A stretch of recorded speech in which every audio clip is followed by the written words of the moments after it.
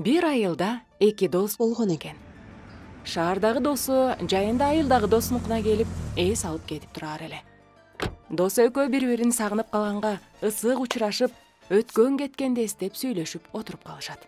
Анан кечинде фермасын көрүп келүүгө жөнөшөт. Бир убакта досунун көзүнө тооктор менен жем жеп жүргөн жаш бүркүт урунду. Ал тооктордой болуп эле жем жеп, секирип, чуркап жүрөт. Досунун кызыгуусу артып, Эй досум, бул бүркүт тооктордун арасында эмне кылып жүрөт? деп сурап калат. Ал бүркүт эмес ал. Деп жай баракат жем чачып жатып, досу жооп кайтарат.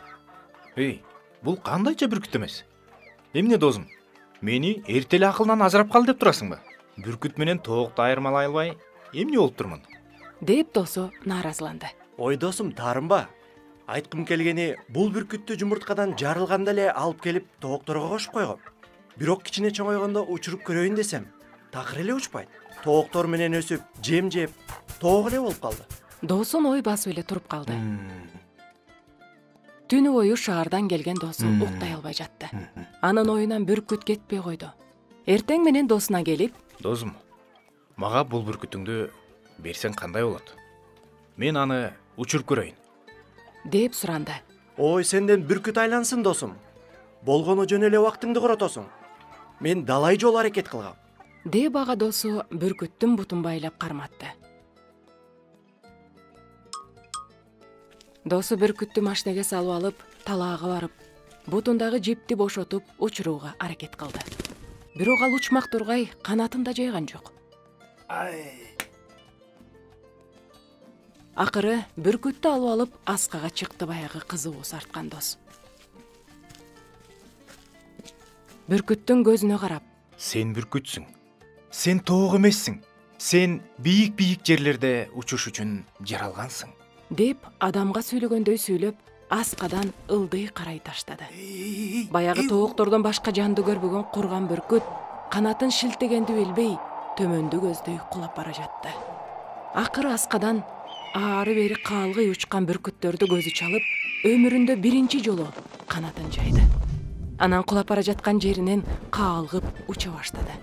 Карап турган достун жүрөгү кубанып, жарылып кетейин деди. Билбейм, ошол убакытта бүркүттүн акылында эмне болгонун. Бирок баягы достун жүрөгүндө сөз менен айтып бере алгыс кубаныч болуп турду. Ал бүркүттү өзүнүн тобуна кошконуна, анын калган жашоосун өзүнүн кандай максат менен жаралганын сезип, эркиндикте, кең мейкиндикте каалгый учуп өтөөрүн эстеп кубанып турду.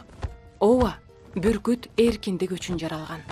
Ал камакта тооктой болуп жем жеп, чектелүү абалда жашабашы керек. Антпесе, ал бул дүйнөгө жашап өткөнү бекер. Анткени Кудай ар бир нерсени өз максаты менен, өз мүмкүнчүлүктөрү менен керемет кылып жараткан. Бүркүт учушу керек. Балык сууда сүзүшү керек. Ат ээн эркин чуркашы керек. Ал эми адамчы? Адам эмне үчүн жаралган? Анын жаралуу максаты кандай? Ыйык жазууда баардык нерсе Кудай аркылуу жана ал үчүн жаралган деп жазылган.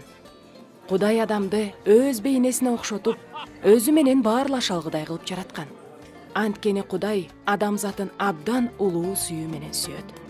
Урматтуу замандаш, сиз жаралган максатыңызга ылайык жашап жатасызбы? Адамдар түйшүк тартыш үчүн же дагы башка максат үчүн жаралган эмес. Алар өз жаратуучусу менен баарлашууга, аны даңктоо үчүн жаралган.